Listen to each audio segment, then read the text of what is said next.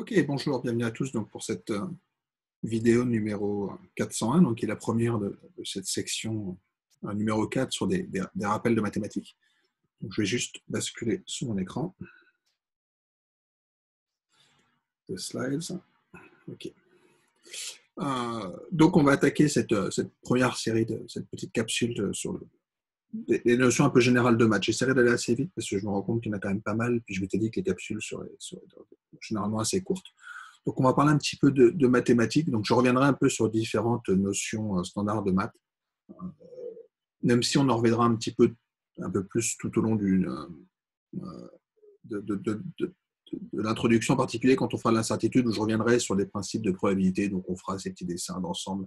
Donc, en particulier sur le conditionnement. Ça va être quelque chose d'important, c'est que, en particulier, je vous montrerai des sondages qui ont été faits au niveau des médecins, par exemple, et on voit que certaines professions qui pourtant sont habituées à manipuler des choses risquées, finalement manipulent assez mal les concepts d'incertitude. Et le problème, c'est qu'il y a beaucoup de paradoxes qu'on peut avoir en probabilité qu'il faut bien comprendre. En particulier, je parlerai un petit peu des paradoxes classiques, type paradoxe paradoxe de Simpson, qui montreront qu'on peut mal interpréter des fois les données, tout simplement parce qu'on a oublié que derrière, il y avait eu du conditionnement qui avait été fait. Ok, donc j'avais déjà présenté un petit peu ce slide donc pour présenter les différents points qu'on va voir dans, ce, dans, ce, dans, ce, dans cette intervention. Donc l'idée, c'est encore une fois, c'est de ne pas faire du calcul, c'est vraiment de travailler sur des concepts. Et donc je vais revenir sur différents points qu'on va voir ici. Premier point, je vais revenir peut-être sur ce que j'ai mis comme titre. Donc, ce que j'ai mis comme titre, c'est qu'on a des éléments de langage. C'est qu'il y a le langage en termes de phrases classiques qu'on a l'habitude d'utiliser. Ce que je fais là en ce moment, je verbalise. Sauf que dans mes slides, je vais essayer de mettre le moins possible de phrases parce que je trouve ça un peu pénible comme support visuel. Et je préférerais mettre des éléments que je vais appeler mathématiques, parce qu'il va y avoir des symboles et que ça me permet, moi, d'avoir des choses. Enfin, en tout cas, si on maîtrise ces symboles, ça permet d'avoir quelque chose d'un peu plus clair et d'un peu plus lisible au niveau des slides. Donc, c'est ce que j'appellerais un langage mathématique qui va être formel. Mais on peut aussi avoir une autre vision qui est de présenter un algorithme.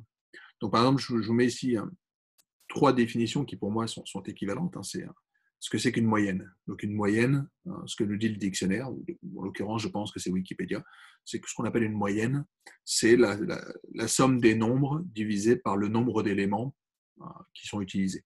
Donc, si jamais j'ai des éléments, la taille de mes élèves dans une classe, je vais faire la somme de toutes les tailles que j'ai de mes élèves et je vais diviser par le nombre d'élèves. Ok, c'est ce que nous dit cette phrase. Et je peux le formaliser en disant, si jamais la taille, c'est jamais qu'un élément abstrait que je vais appeler x, xi, ce sera i, ça notera l'indice associé à un individu quelconque i. Donc, je vais avoir ici le fait que tous mes individus peuvent être interchangeables. Donc, on fera la distinction entre les i et les t. Quand je parlerai de xt, ça veut dire que j'ai plutôt du temps. Et le temps, il n'est pas interchangeable. C'est que si jamais je veux faire des choses qui sont séquentielles, le fait qu'on soit en t ou t plus 1, ce n'est pas la même chose. Et on le verra, par exemple, quand on veut faire un petit peu de linguistique. Les termes dans une phrase, ils ont un ordre. Et si jamais je commence à changer l'ordre, je peux changer éventuellement le sens. Donc, ça peut compliquer un petit peu les choses. Donc, voilà. Donc, ma notation mathématique, ce sera cette fraction. Donc, je fais la somme de mes éléments divisé par n, ou j'utiliserai le symbole de somme. Donc, encore une fois, il y a quelques symboles mathématiques qu'il va falloir maîtriser un petit peu pour comprendre, en tout cas visuellement, ce qui est écrit dans les slides. Mais encore une fois, le discours, je le ferai à côté. Donc, par exemple, ici, je fais la somme des xi pour i qui va de 1 à n. Donc, je somme tous mes éléments et je divise par le nombre d'éléments que j'ai au total. Donc, ça, c'est la définition mathématique. Il y a une autre façon de le faire, c'est plus informatique. Donc, si jamais j'ai envie de le programmer, si j'ai envie que mon ordinateur calcule une somme d'éléments, c'est le code qui est indiqué ici. J'ai des éléments dont je dispose, j'ai des observations. Donc, ça va être une liste d'éléments, typiquement. Je vais avoir un terme générique qui va être ce S, qui va me permettre de cumuler tout le monde. Donc, je vais partir de S qui vaut 0. Et à chaque fois, je vais incrémenter. Donc, je vais rajouter XI. Donc, je vais commencer par partir de S qui vaut S0 plus X1. Donc, je vais prendre le premier élément. Donc, S prendra la valeur de X1. Puis, je vais lui rajouter X2. Donc, j'aurai X1 plus X2. Donc, je fais une boucle qui va me permettre de prendre toutes les valeurs. Et à la fin, ce que je renvoie, c'est juste la valeur de ma somme divisée par n. Okay, donc, encore une fois, c'est 3 manières, je pense, de raconter la même histoire. visuellement, je ferai des slides qui sont plutôt des slides mathématiques, parce que c'est ma culture. J'essaierai de vous fournir le discours qui va avec. Donc, encore une fois, je ne suis pas là pour faire du calcul mathématique, je suis juste là pour manipuler des symboles et de vous raconter des histoires sur des concepts mathématiques. Voilà. C'était juste le préambule que je voulais faire sur ce que j'appelle mathématiques. C'est encore une fois plus de la symbolique que du calcul. Ok, premier élément dont on aura besoin, ça va être ce qu'on appelle des fonctions. Donc les fonctions, ça va nous permettre de faire un mapping, de faire une correspondance entre des éléments X et ce qui nous intéresse. Donc quand on fera un modèle, on va vouloir expliquer par exemple si quelqu'un est coupable ou pas. Donc Y, ça va être une variable coupable, pas coupable, et je vais avoir des éléments d'information qui me permettront de construire mon modèle qui va me renvoyer soit une probabilité d'être coupable, soit carrément une valeur coupable, pas coupable, ou un score. Okay. Donc les fonctions, tout le monde connaît un petit peu les fonctions. Alors, on fera souvent des fonctions on aimerait bien les fonctions un peu continues. Okay. Donc les fonctions à valeur réelle. Donc les réels, c'est tous les nombres qu'on a l'habitude de manipuler. Et donc quand on fera un graphique, on essaiera de voir cette fonction. Donc classiquement, on a une fonction f qui est définie pour des éléments x. Donc par exemple ici, on a le nombre de morts par arme à feu en Floride. Okay. Donc G par année, donc X, ça correspondra à des années. Donc je commence ici en 1990, 1991, 1992, 1993. Donc les X, ce sont des années. Et F de X, c'est la valeur du nombre de morts. Okay. Donc classiquement, quand on voudra faire un graphique, on mettra le X sur l'axe des abscisses, ce qu'on appelle l'axe des X, et Y, ce sera l'axe des ordonnées. Okay. Donc je vais représenter toujours ce graphique dans cet ordre-là, okay, avec une notation souvent particulière qui est que les X, donc, ils vont croître en allant vers la gauche. Okay. Donc ce qu'on observe classiquement quand on a une échelle temporelle, les années les plus anciennes sont à gauche et on vieillit en allant vers la droite. Okay. Et en ordonnée, je vais avoir les Y qui vont augmenter. Donc c'est le graphique de gauche qui est la représentation la plus classique d'une fonction. Donc ça, c'est ce que je ferai quand je vous tracerai une fonction. Donc je mettrai les Y ordonnés de bas vers le haut. Okay. Donc vraiment, c'est même plus du niveau secondaire. Je suis vraiment sur des choses assez élémentaires de visualisation graphique, mais qui sont importantes parce qu'en fait, il existe des cas pour lesquels on va prendre des libertés. D'accord. Donc il y avait un article dans le Business Insider qui revenait sur le fait que des fois, on avait le droit d'inverser les ordonnées. Okay. Donc en particulier sur les graphiques des décès par arme à feu, ils avaient proposé de mettre les Y à l'envers. Okay, ce qui est une représentation un peu particulière où on voit que la valeur la plus faible est en haut, 0, et plus on descend, plus les valeurs sont grandes. Alors, il y a eu beaucoup d'articles en fait à l'époque sur différents blogs pour dire mais on n'a pas le droit de faire ça. Alors, je ne passerai pas trop de temps sur les aspects de sémiologie graphique et sur les conventions, essentiellement parce que j'aime pas trop les conventions figées et dogmatiques. Je pense que des fois, il peut y avoir des graphiques qui sont riches, parce qu'il propose une vision un peu différente. En particulier, ce graphique est intéressant. En fait, il s'était basé sur une visualisation qui avait été faite quelques années plus tôt dans le New York Times ou dans le Washington Post, je ne sais plus, qui proposait de compter les morts en Irak et qui a eu cette représentation en Y inversé, essentiellement parce que visuellement, ça ressemble à du sang. Donc, on a un effet visuel qui est important, mais qui est une convention un peu particulière, parce que classiquement, mathématiquement, quand on fait les graphiques, on a tous cette convention qui est que les Y, ils augmentent en montant. Et ici, on propose une vision un peu différente en les mettant à l'envers. Okay. On verra que des fois, on peut aussi inverser les X et les Y, ce qui donne une lecture un peu particulière. Mais classiquement, quand je dirais on va regarder une fonction, j'aurai la variable qui m'intéresse, qui va être, la variable qui va me servir, qui évoluera sera sur l'axe des abscisses, et la grandeur qui m'intéresse sera sur l'axe des ordonnées. Voilà. Donc c'est ce que nous raconte un petit peu ce petit slide sur les fonctions. Ok, premier élément important, c'est le logarithme. Donc le logarithme, c'est une fonction assez particulière qui est définie sur les valeurs positives. Donc le logarithme, ça va être essentiel parce que de plus en plus de graphiques sont sur des bases logarithmiques et si on ne les comprend pas, je pense qu'on commet beaucoup d'erreurs. Et en lisant la presse, j'ai l'impression que beaucoup de monde ne maîtrise pas ces grandeurs. Donc je vais revenir un petit peu sur ce que ça veut dire ici. Donc un logarithme, déjà, ça se définit dans une base. Okay. Donc un logarithme en base B, ça veut dire que le logarithme de x en base b est égal à y si et seulement si b puissance y est égal à x. Voilà. Donc c'est la définition de ce que c'est que le logarithme. Alors je ne vais pas définir ce que c'est qu'un exposant. On va admettre que c'est... Enfin, je reviendrai un tout petit peu après, mais ça veut dire que je fais du b multiplié y fois si jamais y est un nombre entier. Mais encore une fois, on peut le définir sur des trucs réels. C'est un peu plus compliqué, mais disons qu'on peut le faire. Encore une fois, je ne suis pas là pour vous faire la construction des objets mathématiques, ça a déjà été fait, mais gardons juste en mémoire qu'on peut le faire. Je vous ai mis des codes en R et en Python parce que ça, voilà, encore une fois, l'idée c'est aussi, Jean-Luc vous a présenté un petit peu la programmation en Python. Je pense que ça vaut le coup de maîtriser un petit peu. Sachez que le logarithme, on peut le faire par défaut, il n'est pas en base 2. Okay. Par défaut, il est en base E, donc le logarithme n'est pas rien. Ce qui ne change pas grand-chose, encore une fois. Mais encore une fois, le logarithme, c'est important parce que c'est caractérisé par ce passage. Donc, soit j'ai l'exposant, soit j'ai le logarithme, c'est l'inverse de cette fonction-là. Donc, un exemple classique de logarithme. Donc, le logarithme, je vais peut-être juste présenter cette formule parce que c'est importante.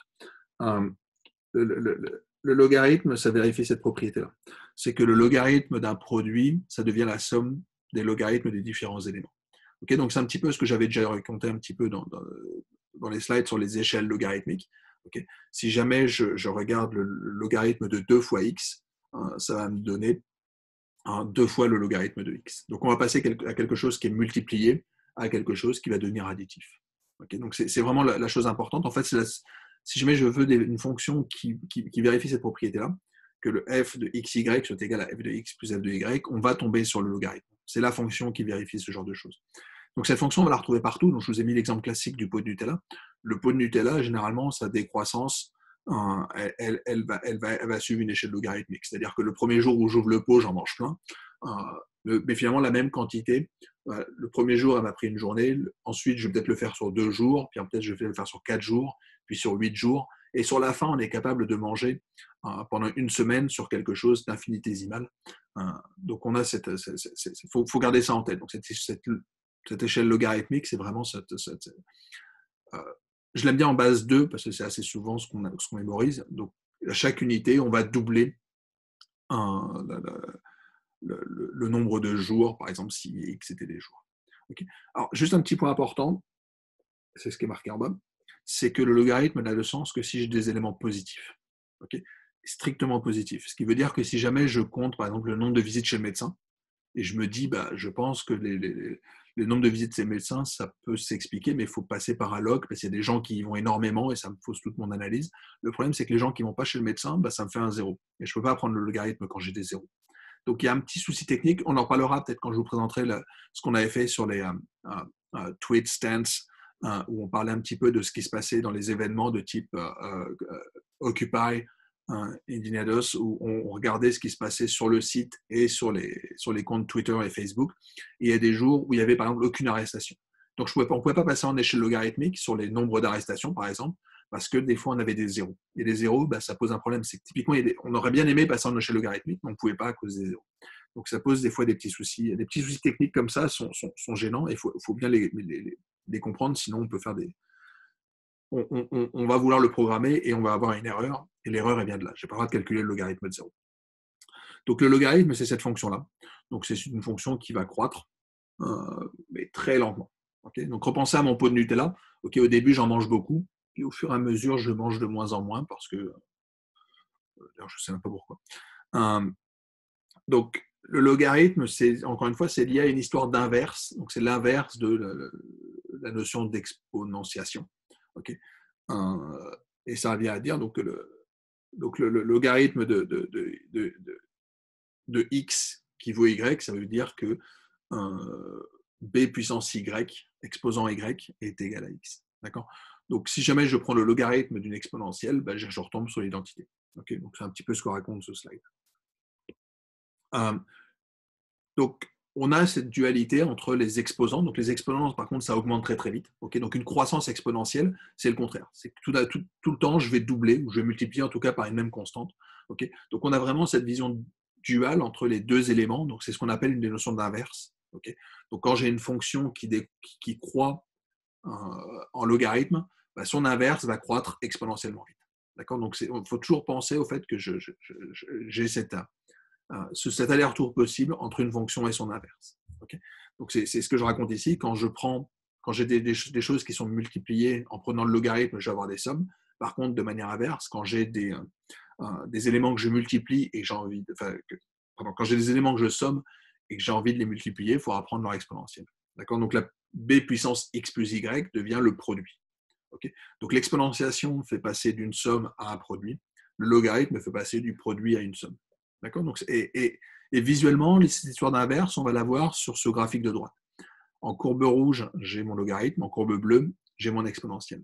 Et les deux courbes, en fait, on le voit, elles sont symétriques par rapport à ce qu'on appelle la première bisectrice, qui est la courbe y égale x. Okay, donc, on a cette symétrie entre les deux. Et ce que je suis en train de dire ici, c'est quoi? Donc, si je vais juste revenir ici. Donc, ici, je vais prendre je me place en x égale 2. Okay, donc, quand je suis en base exponentielle 1, donc le logarithme n'est pas rien. Okay. Si jamais je prends le logarithme de 2, je vais tomber un petit peu en dessous de 1. Okay. Mais la valeur qui se trouve ici, je vais peut-être juste reprendre un autre crayon, la valeur qui se trouve là, si jamais je la mets ici sur cet axe-là, donc si jamais au lieu de l'avoir en y, je la vois en x, okay, ben en fait c'est la valeur telle que, donc ici j'avais mon logarithme de 2, ben si jamais je pars du logarithme de 2 et je prends son exponentielle, donc la courbe qui se trouve là c'est mon exponentielle, ben l'exponentielle du logarithme de 2, ben c'est 2. Okay, donc j'ai le fait que, donc c'était ce qui avait marqué dans le slide juste avant, quand je prends la fonction f et que je la prends en f-1 de x, dans ces cas-là, je vais avoir tout simplement x. Donc c'est le fait qu'une fonction, quand je l'applique à son inverse, ben je n'ai rien fait. Donc c'est ces histoires d'aller-retour qu'on verra un petit peu, par exemple, quand on fera des transformées de variables, donc quand on projettera. Okay, donc on aura envie de dire, j'ai des variables qui sont dans un certain espace, j'ai envie de les emmener quelque part et j'ai envie de revenir. Okay, donc ces histoires de revenir, ça va être des notions d'inverse. Donc c'est je transforme et je reviens en arrière. Okay, donc on aime bien avoir ces notions d'inverse parce que ça nous permet de revenir à notre point de départ. Petit point important. Les autres fonctions qu'on va croiser, donc on va voir ces notions de polynômes. Donc les polynômes, ça va être des fonctions un peu particulières, mais que vous connaissez sûrement. Donc un polynôme, ça va être des sommes de différents termes, et les termes sont des exposants entiers. D'accord? Donc un polynôme en x puissance, un polynôme de degré 4, par exemple, ça veut dire que j'ai cette fonction en 5x4, et puis après j'ai d'autres valeurs, mais qui sont des degrés moins élevés. D'accord? Donc les degrés, c'est les valeurs auxquelles j'expose mes x. D'accord? Donc un polynôme classique, c'est les paraboles. Okay, donc c'est celui pour lesquels j'ai ce qu'on appelle une fonction quadratique. Une fonction quadratique, ça veut dire que j'ai un polynôme de degré 2. Okay, des fonctions quadratiques, on en verra plein parce que quand on fait des distances euclidiennes, par exemple, ce sont des formes quadratiques. D'accord? Donc on a besoin de les connaître. Il y en a un autre qu'on verra assez souvent, c'est ce x fois 1 moins x. Donc x1 moins x, c'est quelque chose qu'on va retrouver et que vous connaissez forcément. Si jamais je me place sur 0,1, ce qui est fait sur le graphique en haut à droite, x peut être interprété comme une probabilité, s'il est entre 0 et 1. P1 moins P, c'est la variance d'une loi de Bernoulli. D'accord? Donc quand on fera des votes, si jamais vous vous intéressez à des intervalles de confiance sur des votes, par exemple, on sait qu'on prend la valeur qu'on a obtenue dans notre vote, puis si on veut l'intervalle de confiance, on fait plus ou moins 2 fois la racine carrée de P1 moins P, divisé par racine carrée de n. Donc on a toujours ce P1-P qui va traîner, et ce P1-P, il a plein de propriétés, donc c'est une parabole, c'est une fonction qui est symétrique par rapport à un demi, donc symétrique, ça veut dire que si jamais je regarde je prends la partie de gauche, je peux la recopier en pliant la feuille, okay. Donc ça me donne une notion de symétrie, et le maximum, il est atteint en un demi. Okay. Donc par exemple, dans les votes, ce que ça veut dire, tout simplement, ça veut dire que l'écart type sera le plus grand possible, votre marge d'incertitude sera la plus grande quand les candidats sont très très proches l'un de l'autre. Donc ça, il faut le savoir parce que c'est quelque chose d'important. C'est que si jamais vous avez deux candidats, un à 90%, l'autre à 10%, en gros dans une population, si jamais vous faites un sondage, il y a peut-être besoin d'interroger moins de personnes pour avoir confiance et pour avoir des ordres de grandeur valides sur qui va gagner. Si jamais vous êtes au milieu, pile poil vers un demi, dans ces cas-là, c'est là où il y a le plus d'incertitude, c'est là où la variance est la plus grande. Donc, encore une fois, la variance, ça sera en P1-P ou une certaine fonction croissante, donc comme la racine carrée de cette fonction-là. Donc la racine carrée, encore une fois, c'est l'inverse d'un carré. Donc je le remets dans la partie de droite. Okay, la racine carrée, alors, petite subtilité, encore une fois, elle est définie que sur les choses positives. Okay. Donc, par contre, j'ai le droit d'avoir 0, donc la racine carrée de 0, ça vaut 0. Okay. Donc la racine carrée, quand on dira on prend la racine carrée, par exemple, quand je vous dirai on a la variance, on va prendre la racine carrée de la variance, ça me définira l'écart type. Okay, donc la racine carrée, c'est l'inverse de prendre un carré. Okay. Donc c'est la fonction, donc encore une fois, je vous ai fait mon graphique de droite, en bas à droite, en bleu, vous avez la fonction quadratique, donc x2. Okay, donc on a une parabole que j'ai juste prise sur la partie positive. Okay, donc on a cette fonction qui augmente rapidement. Okay, on a un x puissance 2, donc ce n'est pas une exponentielle, c'est juste x puissance 2. Une exponentielle, ce serait 2 puissance x. Okay, donc j'ai du x puissance 2 qui augmente.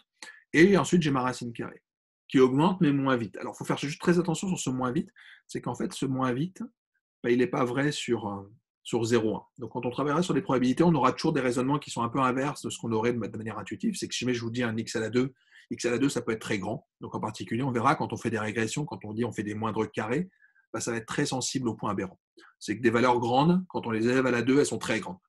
Okay, et en fait, ce raisonnement, il n'est pas vrai sur 0,1. Okay, donc sur 0,1, on a les courbes qui sont à l'envers. C'est ce qu'on voit ici sur le graphique de droite. Okay, la courbe en x2, elle est plus petite que la courbe en racine carrée. Ça s'inverse dès qu'on dépasse 1, mais sur la partie 0,1, on a les courbes qui sont à l'envers. Donc c'est pas marrant parce que ça nous crée des intuitions qui sont parfois fausses, mais bon, sans souvenir. Ok. Autre élément important, ce qu'on appelle la notion de dérivée. Donc les dérivés, ça va être quelque chose d'essentiel parce qu'on le verra en particulier quand on fera de l'optimisation. On va s'amuser à calculer des dérivés. Donc une dérivée, c'est la pente d'une fonction. Donc on a une fonction donc ici j'ai pris une fonction exponentielle, okay, donc on augmente. La dérivée, c'est la valeur de la pente. Donc, comment on calcule la pente? Je prends deux arcs, donc je prends f de x, donc je vais trouver la dérivée en petit x, donc je prends le point petit x et je vais rajouter x plus h. Donc c'est la formule qui est mise à droite. Hein. Donc je prends, je vais peut-être revenir ici, donc je vais me placer ici en petit x, je vais me placer ici en x plus h, okay, et je vais prendre la pente.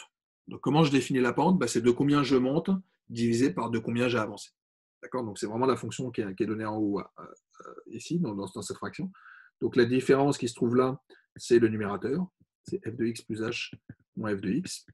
La différence qui se trouve en bas, par construction, j'étais parti de x, j'ai rajouté x, donc le saut que j'ai fait, c'est de x. Okay, donc le ratio va me donner la pente. Et c'est cette pente qu'on va appeler la dérivée. Okay, donc on va garder en tête parce qu'en fait, on le verra apparaître quand on fera ce qu'on appelle des approximations. Okay, donc les approximations, ça va nous permettre de dire numériquement est-ce que je peux calculer cette dérivée. Okay, la dérivée, c'est une limite, donc ce n'est pas quelque chose que je peux calculer. Je peux le calculer mathématiquement, mais d'un point de vue informatique, je ne peux pas. Donc, ce qu'on se dira, c'est qu'on se donne un pas de temps qui est tout petit et on fera tout simplement un calcul de pente. Okay, donc, c'est ça qu'on va faire. Typiquement, quand on fera de l'optimisation, on va essayer de trouver dans quelle direction est-ce qu'il faut qu'on descende. Donc, je vous renvoie à la capsule sur l'optimisation où, typiquement, quand je veux trouver le minimum d'une fonction, je fais une descente ce qu'on appelle une descente de gradient. Ce qui veut dire qu'on va suivre la dérivée. Donc, si ma dérivée, je me cherche le minimum. Si ma dérivée, elle monte, dans ces cas-là, je vais aller derrière moi. Okay, ça veut dire que si je voulais être plus petit, il faut que je recule. Okay, donc, on va voir apparaître toutes ces notions-là quand on fera de l'optimisation. Et encore une fois, l'optimisation, c'est le cœur de toute l'intelligence artificielle et de tous les modèles prédictifs. Donc, pour maîtriser l'optimisation, il faut juste comprendre ce que c'est que ces histoires de dérivés. Ces dérivés, c'est juste des pentes de fonctions. Donc, ils peuvent exister en dimension plus grande. Mais là, pour le moment, on le fait juste en dimension 1. Juste une petite subtilité, je peux prendre ma dérivée non pas en partant de x et en allant en x plus h, mais en allant un peu en arrière et un peu en avant. Donc c'est ce que nous dit cette fonction-là. Donc je peux me mettre un tout petit peu plus à droite, un tout petit peu plus à gauche. Okay, donc je me mets en x plus h, en x moins h, et je regarde la valeur de la corde qui va se trouver sur ce graphe. Et en fait, on peut montrer que cette valeur-là est plus proche de la vraie dérivée de ma fonction. Donc la vraie dérivée, c'est ma courbe en pointillé sur mon graphique. Okay, et ma corde, c'est la courbe en rouge, et on voit que les pentes, elles sont très très proches. Donc on a dit on dira qu'on a une bonne approximation de notre dérivée. Okay, donc une dérivée, c'est ce que je noterai avec ce symbole-là. Okay, donc je dérive ma fonction f par rapport à x. Okay, donc ça veut dire que ma fonction, elle dépend de x. Je me demande qu'est-ce qui se passe si jamais je bouge un tout petit peu en x. Okay, qu'est-ce qui va se passer sur ma fonction? De combien est-ce que je vais varier sur ma fonction f? C'est ça que veut dire le calcul de la dérivée. Je vous renvoie à des propriétés, là encore, je renvoie à des problèmes de choses qui sont vues au collégial, mais on a pas mal de choses, de propriétés quand on a des fonctions. Donc quand j'ai des sommes de fonctions, prendre la dérivée, c'est facile, c'est la somme des dérivées. Quand on a un produit, c'est plus compliqué. Okay, donc je ne rentrerai pas dans les détails, mais ça veut dire qu'on fera beaucoup de transformations logarithmiques, essentiellement parce qu'on a envie de passer sur des choses qui sont des sommes. Mais voilà, ça sort un petit peu du cadre de ce que je vais vous raconter, mais c'est juste pour que vous compreniez que des fois, ça peut être intéressant de prendre des logs de fonctions, essentiellement parce que quand on fera de l'optimisation, dériver des logs de fonctions, c'est souvent plus simple parce que ça va nous donner des sommes plutôt que des produits. Allez, je passe un tout petit peu, je vous laisse vous mettre dans le bain si jamais c'était parti un petit peu loin. Les dérivés, ça se calcule numériquement. L'inverse d'une dérivée, encore une fois, c'est une intégrale. Et les intégrales, on a pas mal de codes qui permettent de faire des calculs intégrales. Donc, je vous mets ici, par exemple, le calcul de l'intégrale de la fonction 1 sur x, donc la fonction inverse, quand je calcule l'intégrale entre 1 et 2.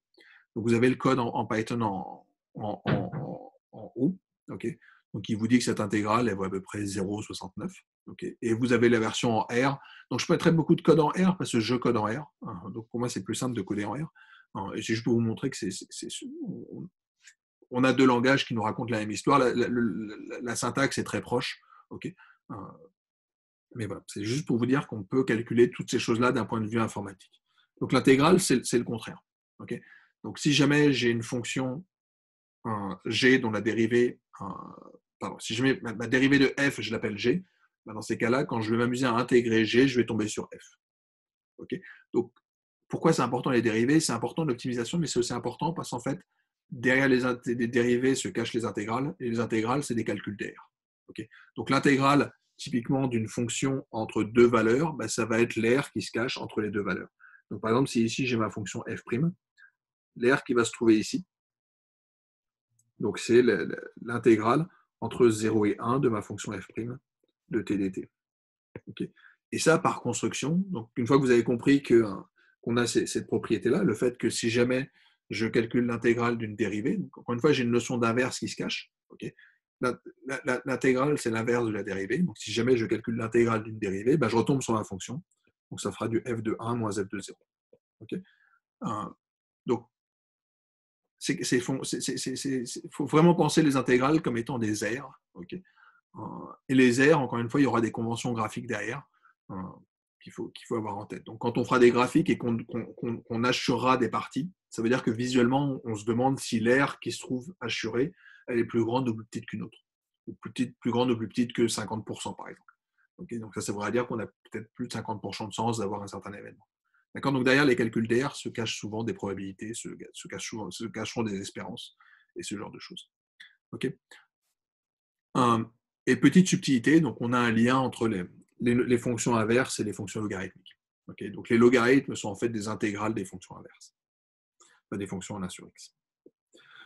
Comment est-ce que je calcule des intégrales? Et c'est ce qui est fait en fait, quand je vous ai dit que Python et R pouvaient faire des calculs d'intégrales, en fait, c'est quelque chose d'un peu compliqué d'un point de vue mathématique, mais en fait, les intégrales, c'est ce que je disais dans mes tout premiers slides, c'est à peu près des sommes. Donc dès que vous voyez une intégrale apparaître, en fait, derrière, il faut penser à des sommes. D'accord.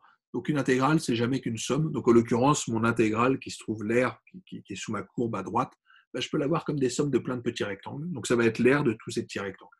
Okay, donc exemple classique, si jamais je somme les 1 sur k, ben, je peux les approcher comme étant l'intégrale de 1 sur x. Et on sait que l'intégrale de 1 sur x, c'est des logs. Donc en fait, on peut montrer très facilement qu'en fait, à peu de choses près, la somme des 1 sur k, ben, c'est quand je somme pour k qui va de 1 jusqu'à n, ben, c'est à peu près en log de n. Okay, donc le log, c'est aussi ça. Pour penser au log, on peut penser au fait qu'à chaque fois, je rajoute un terme qui devient de plus en plus petit. Okay, donc pour passer de log de n à log de n plus 1, bah, quelque part, je rajoute 1 sur n plus 1. Donc je rajoute quelque chose, 1 sur n plus 1, ça va devenir de plus en plus petit. Okay, donc c'est ça qui se cache derrière toutes ces histoires de logarithmes. Encore une fois, ça peut être des calculs d'air. Mais on aura la chose un petit peu inverse, pardon. On aura la chose inverse quand on est sur des... quand on passe à l'exponentiel. Donc l'exponentiel, encore une fois, c'est l'inverse du logarithme. Okay, donc cette fois-ci, je vais représenter non pas une fonction logarithmique, mais une fonction exponentielle, et on va récupérer le graphique de droite. Okay, donc qu'est-ce que je suis en train de dire? Je vous rappelle que l'inverse d'un logarithme, c'est une puissance. Donc si je vous dis que y double toutes les unités, par exemple en 2 puissance n, okay, donc y va doubler à chaque fois, on va récupérer ce qui se cache à droite. Donc j'étais parti d'une unité ici. Je vais revenir sur le. Donc ici j'ai juste une unité. Je double 2, 4, 8, 16, 32. Okay. Donc à chaque fois je vais doubler, d'accord. Alors en fait je pense que j'avais dû commencer par 2, mais bon. Donc 2, 4, 8, 16, 32, 64. Okay. Donc je double à chaque fois et ce qu'on récupère, c'est cette croissance. Donc on augmente exponentiellement vite. D'accord. Donc c'est ça qu'on nous dit quand on nous dit que le nombre de morts augmente exponentiellement vite. Ça veut dire qu'on va doubler tous les jours ou tous les 1 jour et demi, ou peu importe. Okay. Et ces notions d'exponentiellement vite, elles sont essentielles parce qu'on les retrouve partout. D'accord. Et en particulier, il y a un cas pour lequel on va les voir apparaître, c'est quand on fera des modèles. Donc, quand on fera des modèles, on aura des variables explicatives.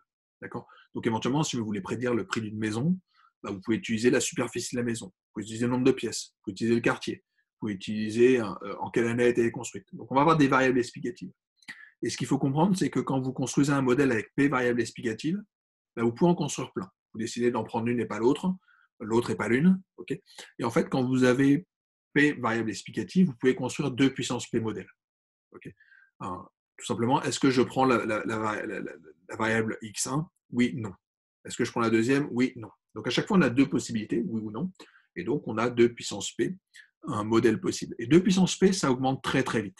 D'accord. Donc l'histoire de l'exponentielle, c'est que ça augmente très très très très très très vite. Okay. Beaucoup plus vite qu'un x à la 2. Okay. Donc les exponentielles, ça va très très très très vite à monter. Juste pour avoir des ordres de grandeur, si même vous avez 10 variables explicatives, vous pouvez construire à peu près 1000 modèles. Vous avez 20 variables explicatives, vous pouvez construire 1 million de modèles. Si jamais vous avez 40 variables explicatives, eh ben, ça fait très très gros. Ça fait 1 million de millions. Okay. Donc ça vous fait ce gros chiffre absolument énorme qui est juste délirant. Okay. 40 variables explicatives, c'est pas énorme. Okay. En particulier, on verra quand on fait des images, le nombre de variables explicatives, c'est le nombre de pixels. Okay. Donc construire des modèles sur des images, ben, on voit vite que ça peut devenir très très très très très très gros. D'accord. Donc c'est ça qu'il faut avoir en tête, c'est que les modèles à construire, on peut en construire, mais on peut en construire beaucoup. Et donc on ne pourra pas tous les faire. Donc il va falloir se donner les critères pour choisir les bons de manière un peu rapide parce qu'on ne peut pas tous les regarder. Voilà. Donc c'est ça qu'il faut se souvenir. L'exponentielle, ça augmente très très vite. L'exponentielle, c'est l'inverse d'un logarithme. Okay. Et c'est ce qu'on observe ici. Donc là, je vous fais le contraire. D'accord. Donc si jamais j'avais représenté non pas le nombre de morts, par exemple, supposons que le nombre de morts augmente de façon exponentielle. Si jamais je vous dis, je ne veux pas m'intéresser au nombre de morts, je me demande combien de morts est-ce que, enfin, si jamais je représente le nombre de jours qui se sont écoulés en fonction du nombre de morts, ben dans ces cas-là, on aura la construction inverse. Donc, cette fois-ci, mon Y sera le nombre de jours, pardon, le nombre de morts, et le X, le nombre de jours. Et dans ces cas-là, j'aurai ma fonction logarithmique. Okay. Donc, si jamais c'est la question de combien de jours est-ce qu'il a fallu attendre avant d'avoir 1000 morts, ben dans ces cas-là, je cherche un n tel que 2 puissance n était égal à 1000. Okay. Donc, je prends le logarithme de 1000, tout simplement. Okay. Donc les échelles logarithmiques, c'est ce qui se cache derrière la figure qui est à gauche, où on voit des valeurs qui vont devenir parfois très très grandes. Et typiquement, on l'aura sur des revenus, par exemple. Si vous voulez travailler sur le revenu des gens, le visualiser la distribution du revenu, bah, c'est peut-être plus intelligent de passer sur de logarithmes, parce que cette concentration avec des points qui sont de plus en plus espacés, de plus en plus grands, ça va se retrouver compressé quand on va passer par une échelle logarithmique. Okay. Donc voilà ce qu'il faut en gros retenir, je pense, sur les exponentielles et le logarithme. Je vais juste revenir sur un dernier point qui est ce qu'on avait évoqué sur les dérivés et sur les notions d'approximation. Okay. Donc quand on veut approcher, alors je ne vais pas faire la théorie de l'approximation, mais ce qu'il faut juste se souvenir, c'est que ce qu'on a vu en disant que la dérivée c'était la limite d'une pente quand mon pas de temps tendait vers 0, ben, numériquement ça n'existe pas des limites. Ça veut juste dire je vais prendre un pas de temps tout petit. Okay, ça va nous donner ce qu'on appelle une approximation. Donc ce qu'on aura, ce n'est pas exactement la dérivée, mais c'est quelque chose qui est très proche. Et ça, numériquement, on pourrait se dire que ce n'est pas très grave. Alors, il y a des cas pour lesquels ça peut être dangereux, parce que faire une approximation, ça veut dire faire une erreur.